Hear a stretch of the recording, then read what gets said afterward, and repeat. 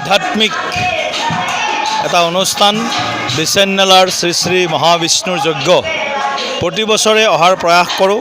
এই বছৰো আহিছোঁ।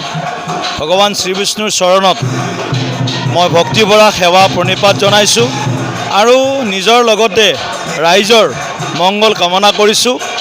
আৰু ভগৱান যিহেতু ভক্তৰ অধীন, গতিকে ভক্তসকলে শুদ্ধ অন্তঃকৰণেৰে মনেৰে যি বাঞ্ছা কৰে, ভগৱানৰ প্ৰতি সমৰ্পিত হৈ প্ৰাৰ্থনা কৰে, ফল প্ৰাপ্তিৰ কাৰণে প্ৰাৰ্থনা কৰে আৰু ভগৱানেও ভক্তৰ এই প্ৰাৰ্থনাত সন্তুষ্ট হৈ মংগল আশীৰ্বাদ দিয়ে। আৰু এই বিচেন্নেলাৰ যজ্ঞৰ যি মহাৰজত জয়ন্তী বৰ্ষ, এতিয়া এই মহাৰজত জয়ন্তী বৰ্ষত আমি দেখিছোঁ এই অনুষ্ঠানৰ আধ্যাত্মিক শক্তি দিনক দিনে বৃদ্ধি পাইছে। এবাৰ কোনোবাই ইয়াত যদি আহিছে, তেওঁ নেক্সট বাৰ, দ্বিতীয়বাৰ, তৃতীয়বাৰ বা বাৰে বাৰে তেওঁ অহাৰ বাবে তেওঁৰ মনে বা ঈশ্বৰে তেওঁক ইয়ালৈকে টানি লৈ আহে। গতিকে এই ধৰণৰ এটা আধ্যাত্মিক শক্তিপীঠ যজ্ঞানুষ্ঠান য'ত হয়, সেই অঞ্চলৰ বায়ু প্ৰদূষণমুক্ত হয়। এইটো বিজ্ঞানসন্মত এটা বিষয়, প্ৰাচীন বৈদিক কালৰ পৰা চলি থকা বিষয়। আমি হয়তো আজিৰ দিনত বিজ্ঞানৰ যুগত মানুহে ক'ব পাৰে যে যাগ যজ্ঞৰ কি প্ৰয়োজন আছে, কিন্তু যাগ যজ্ঞ কৰিলে আধ্যাত্মিক সন্তুষ্টিটো প্ৰাপ্তি হয়েই, ইয়াৰ লগতে পৰিৱেশো প্ৰদূষণমুক্ত হয়।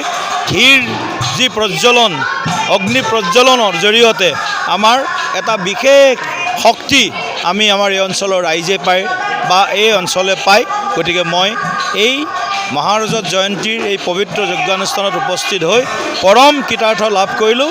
আকৌ এবাৰ মই ভগৱান শ্ৰীবিষ্ণুৰ শ্ৰীচৰণত সকলোৰে মংগলৰ বাবে মই ভক্তিভৰা সেৱা নিবেদন কৰিলোঁ। আধ্যাত্মিক এটা অনুষ্ঠান বিচেন্নেলাৰ শ্ৰী শ্ৰী মহাবিষ্ণুৰ যজ্ঞ প্ৰতি বছৰে অহাৰ প্ৰয়াস কৰোঁ। এই বছৰো আহিছোঁ। ভগৱান শ্ৰীবিষ্ণুৰ চৰণত মই ভক্তিভৰা সেৱা প্ৰণিপাত জনাইছোঁ আৰু নিজৰ লগতে ৰাইজৰ মংগল কামনা কৰিছোঁ।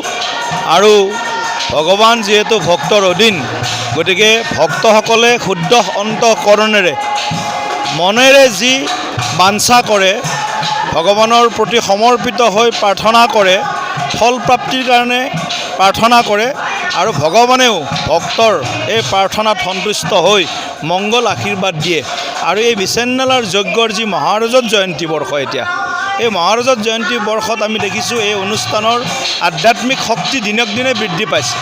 এবাৰ কোনোবাই ইয়াত যদি আহিছে, তেওঁ নেক্সট বাৰ, দ্বিতীয়বাৰ, তৃতীয়বাৰ বা বাৰে বাৰে তেওঁ অহাৰ বাবে তেওঁৰ মনে বা ঈশ্বৰে তেওঁক ইয়ালৈকে টানি লৈ আহে।